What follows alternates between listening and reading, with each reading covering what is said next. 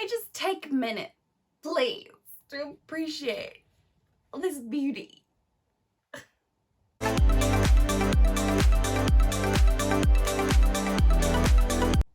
Like, I don't even know where to start. There's literally, it's thick and so much happened. So we're just gonna talk about it, okay? This video will contain spoilers. I'm so sorry, but I feel like I just need to talk about it. And hopefully a lot of you guys have watched it so far so that we can chat about it. If you haven't read it, please avoid the comments. If there are any comments on this video, they might have spoilers in it, and I don't want to spoil it for you because I was spoiled. You know, I was spoiled for literally the last line, and that really sucked. So shout out to the person who decided to post on Twitter, you know, without putting a spoiler warning and also a week before release. Who does that? They are gone from my life, so please don't spoil anything. It sucks. Or at least put good spoiler warnings. I don't know. Anyway, back to the point. So this is going to be kind of a review, also just like a spoiler chat, discussion, some theories. I don't know. Just general rambling about the book. So this is House of Sky and Breath by Sarah J. Maas. Or Maas. I think her name is Sarah J. Maas. Someone please let me know because I suck at pronunciation. I just go off of what the others say online, which is really bad. Anyway, this is the second book in the Crescent City series. So the first one was House of Earth and Blood, although me and I'm sure a lot of people who are familiar with the series thought that the first book was called Crescent City, because from what I remember, I mean, like, the first book had Crescent City, like the title of the series, just prominently displayed rather than like the actual House of Earth and Blood. So that's besides the point. So this is the second book in the series. The first one came out like 2 years ago, so I've been waiting basically ever since to get our hands on this one. So basically after all the events happen in the first book, Hunt and Bryce are told to lay low, you know, and we're just kind of waiting to see what happens. You know, they did kill 2 of like the big like archangels. They did kill 2 of the archangels, so we'll see what happens. Basically, it was a huge long wait. There were no like massive spoilers that we were left on, which was kind of nice. So this behemoth of a book, I actually have, I think, 3 copies coming. One's like the Waterstones edition, one's one of the signed editions from Goldsboro, and this one. So I actually lied, I've got 2 copies. I actually bought the ebook as well because I'm impatient and I didn't want to get spoiled any further. So I sat down and basically finished this in 2 sittings, which even by my like standards is really fast. I mean, I can normally read just a general 300-page paperback in 3 hours, maybe 4 hours. This is like 800 pages. I was expecting to take, you know, maybe a couple of days, but no, I raced through it. But before I actually picked that one up, I did a reread of the first book because the first time I read it was like 2 years ago and I'd completely forgotten what happened in it. And honestly, I think I loved it even more the second time. It was so good. There was like a really good amount of world building because, you know, it's a brand new world, brand new characters, brand new everything, and I was really keen just to dive in. I really loved the friendship between Bryce and Danica, and I was excited to see if that would continue on in this one. It was a bit weird. There's a little boy on the run, I guess, who's missing because his sister was like what they call a thunderbird, so they channel electricity, lightning through like her blood, and then she can like use it as the powers. Like Hunt has lightning powers, but not to that extent.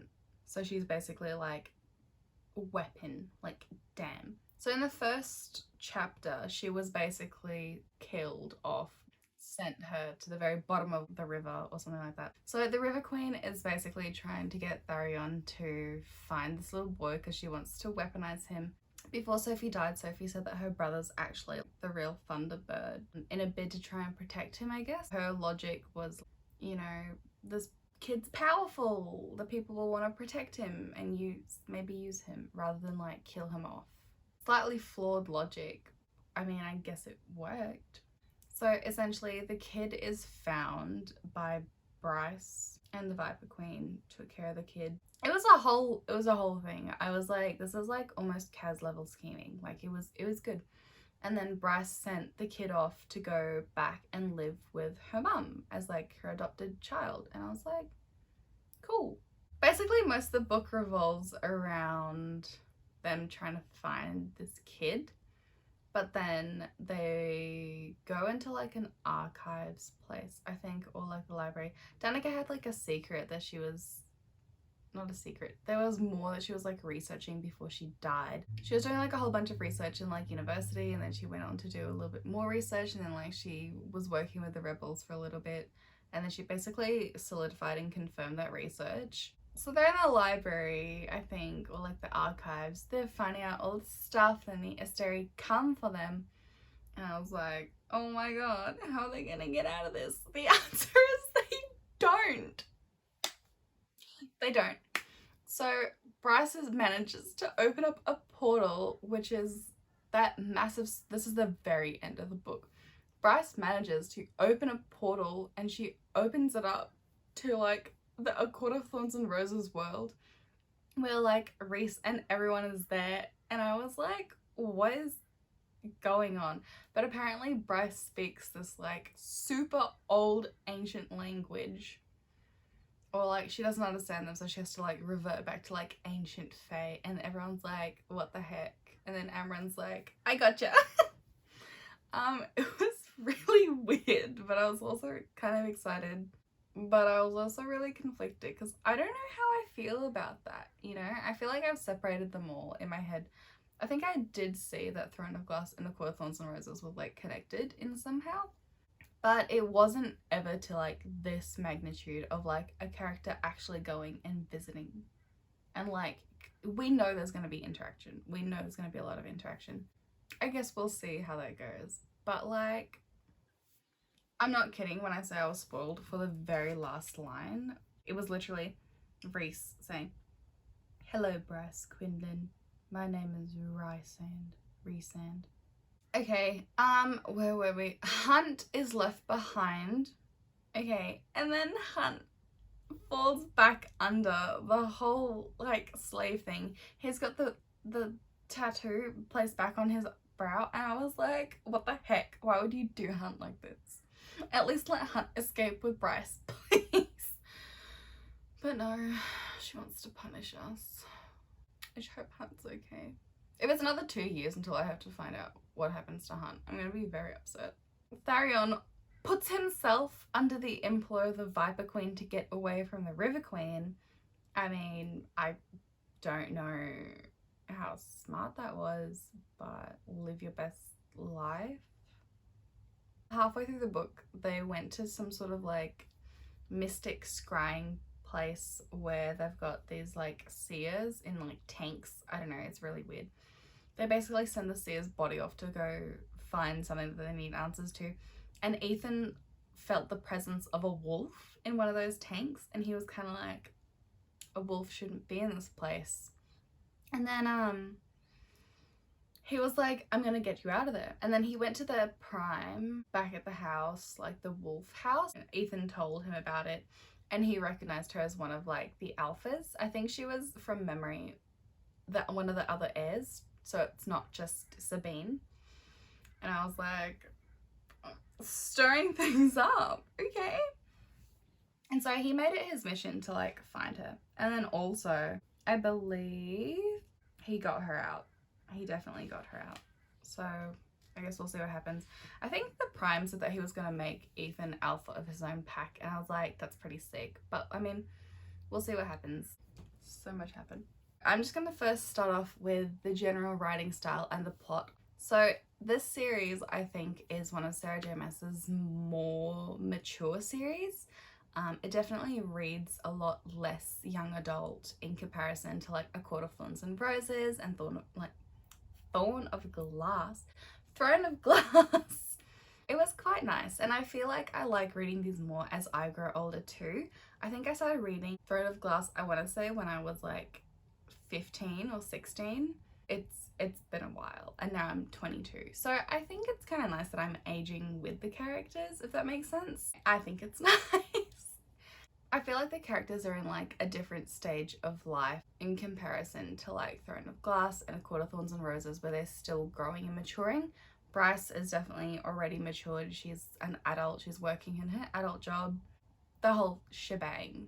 Okay, so this is still told in kind of like third person, but through a few different perspectives. So we follow Bryce, we follow Rune, and we follow Hunt. I don't think I'm forgetting anyone else, but if I do, I'm sorry. So we start off talking about a Sophie, and honestly, when I first picked this up, I was like, who the heck is Sophie? And my friend had the same reaction, so I love that. But yeah, it was a good solid like chapter about this new character, Sophie, and I was like, I don't know what's going to happen. I don't know what's the relation. But then we straight like dive into Bryce and Hunt and Bryce's parents at the ballet to see Juniper, and I was like, okay, I love this. Like, I love seeing domestic Hunt. I love seeing, you know, Bryce with her parents. I feel like her mum's really funny. And anyway, that was great. So good. And then like the story kind of progressed a lot. Honestly, I think the bulk of like events and things happen towards the very end of the book. Like that last 100 or so pages was just mental. So much happened, I could not keep up. Like, I'm not even joking. I'm gonna try and do it in order of things that happen, but like my mind is a little bit scattered because so much happened. This is the book where Bryce finds out that Danica had a lot of secrets. And when I say a lot of secrets, I mean like they just kept coming. They kept coming, and I was kind of like, I don't know how I feel about that, considering Bryce and Danica are best friends, and like these things that are coming through are really massive. Like, once again, spoiler video, so just be careful. Click off now if you don't want to hear what happens.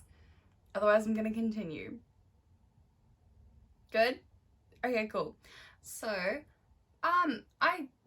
I refuse to believe that Danica did not tell Bryce that she had a mate. Like, it's a pretty big secret. But also, I mean, it feels like everyone's got a mate at this point. Danica has a mate. Danica's been involved with rebels. Danica's father is this like crime boss, creepo, werewolf guy. She can scent people's bloodlines or something like that. I don't remember what it was called. There's just a lot happening. I don't know. Maybe that was just me, but yeah. Following on from Danica and, you know, being related to the wolves, another wolf made his appearance again, and that was Ethan. And I was kind of like, ooh, this is cool. I love that. Like, you know, I like seeing Bryce with the wolves. And after the events of the first book, I feel like Connor didn't have his time. But his brother, I don't know, he kind of rubbed me the wrong way. Like, I get that he tried to help, and I like that he defended Bryce, but did anyone see it coming that he was in love with her too? Because I did not. I was like, do these wolves like just not have anyone else? Is that bad to say? Like, you know, I get that Bryce is beautiful, fearless and things like that, but like, surely there's other people, you know? I don't know, I just thought it was a bit weird. Anyway, Hunt and Bryce. Okay, I love them together. I was really hoping that Hunt would be endgame, and by the looks of how this book went, I definitely think that they are endgame, or at least I would hope so, after the events that happened, which I will come back to.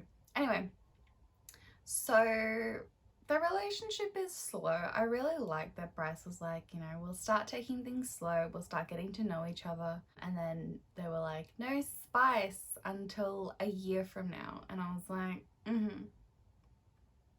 So basically Hunt and Bryce, after events, they're like, what should we call each other? How should I call you? You know, what are we, sort of thing. Actually, let me see if I can find it really quickly. Bryce was saying, what do I call you now? And then he was kind of like, what? And then she was like, are we dating? Are you my boyfriend? And then he says, do you really want to say that you're dating the Umbra Mortis? I kind of like that. Like, absolutely. And she's like, I'm not keeping this private. Yes, girl. Yes, girl. Oh yeah, because Bryce was wrapped up in that whole like arranged marriage thing from her dad, which was an ultimate, you know, power play. But like also not really, because please, does anyone really think that Bryce and Cormac was gonna get together? Because I didn't. They're saying, you know, boyfriend sounds weird from you. For you, it's so young. But what else is there? And then Hunt was like, partner? And she's like, not sexy enough. And then he's like, lover? And then she was like, does that come with a ruff and a lute? I still don't know what a ruff is. Oh yeah, and then Hunt's like, what about mates? I thought from like Sarah's other work that you couldn't control it, you know? It was like a bond that locked into place rather than like you call yourself mates and then boom, you're mates. I'm fairly sure she said something along the lines of like mates are super sacred and super rare to find, like your other half and everything. But she's just popping them out. Like everyone's got a mate. Everyone's found their mate. I'm like, is the world that small that all of your mates are just so local? Like, I'm happy that Hunt's endgame, but I kind of wish that she did something different where it's not just mates again. I don't know. I feel like at this point it's not super special anymore. I want something a bit more special and a bit more unique. Like that they chose each other rather than like fate predetermined them to be together, you know? That's besides the point. Like, I still really do like them together, but I don't know. It just kind of, that felt a bit odd to me. So I was kind of like, okay. Okay, just going back to that whole mate thing. There's like a time when Rune's like, Athalar was dangerous before, but as a mated male, he's utterly lethal. And I'm like, how does that work? Does it snap? Is it like the bond that snaps into place when they declare and like call themselves mates? And he's also not Fae. I thought it was just like a Fae thing, but I guess not. Where were we? Rune! I really liked him in the first book, and I was really happy when he and like Bryce became siblings once again. Now that Bryce has reclaimed her Fae ancestry and she's been like, you know, going off and claiming favors as the princess Bryce.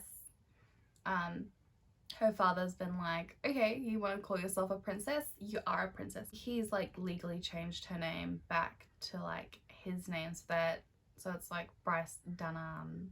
I don't think I like that. I quite like Bryce Quinlan. And like, I know she really likes it because that's her mum's name. So I'm hoping that she's not forced to change that. Otherwise I'll be really upset. But Rune goes through a lot too. He has to do these like mind connection things. There's like a crystal that like one of the, I think Sophie had that connected to one of like the rebel agents. And because Rune's got like these mind powers now, they were like, do you think you could try and like into the stone? So basically he was going through and communicating with the rebel agents, and you know, they were just chatting in like weird shadowy forms. They kind of got to know each other. I was like, oh, they like spent a lot more time together. They even start doing things in like those shadowy forms, and I was like, is that possible? Like they're still just in the mind connection. They don't even have like forms. I guess anything's possible if you try hard enough.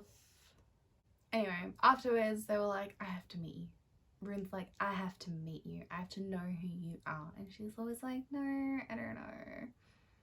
And then we find out that she's supposedly one of like the worst people that were under Sandriel's employ. So like, you know, her and Hunt went way back, and then she was also completely horrible and always like supposed to be with Pollux. He is neither creeps. But apparently they were just as bad together and like constantly going at each other. But then like throughout all the visions we hear her going like, no, I don't like she was very uncomfortable and, you know, just felt like she was in pain all the time, and I was like, poor thing. But then I remember I was reading other posts and things about that, and it's like yeah, I get that she was double agent, by the way. She's double agent, so she's actually working for the rebels supposedly all this time, and she was just like maintaining that as like a cover-up, and she was saying that she had to do all these evil things that she did as like so she didn't blow her cover. But I was like, I'm fairly sure from what I recall like reading the other books, as well as, you know, just reading in general on like people's posts and other people's opinions and things like that, I'm pretty sure the things that she did were like hugely bad in comparison to like what you'd need to do to pass the double agent. So I don't know. And apparently they're mates as well, so that's just lovely. I just want Rune to be happy. This was a wild ride. So much happened. New Archangel, who was in love with Rune's fiance, Queen, and I was like, in a closet. Classy. I guess I don't really have much time to see each other. That was another thing that I was kind of like, oh, unexpected yet interesting. It was like 2 more years. Hopefully not 2 more years. Maybe we got at least 1 year to talk about theories and think about what's going to happen in the next book. I really don't know. We're definitely going to see a lot of the HAHAH characters, which I still don't know how I feel about it. I'll decide later and maybe let you guys know. I just want Hunt to not have the thing anymore, you know? I want him to be happy. Alright. Anyway, let me know what you guys think. Do you have any theories or like just things that you want to talk about? If you do, please let me know. Pop in a comment, or you could like, I don't know, contact me on Instagram if you want, whatever's your preferred method of chatting. I'd love to hear your theories. But yeah, thank you so much for watching, and I hope you guys have a great day.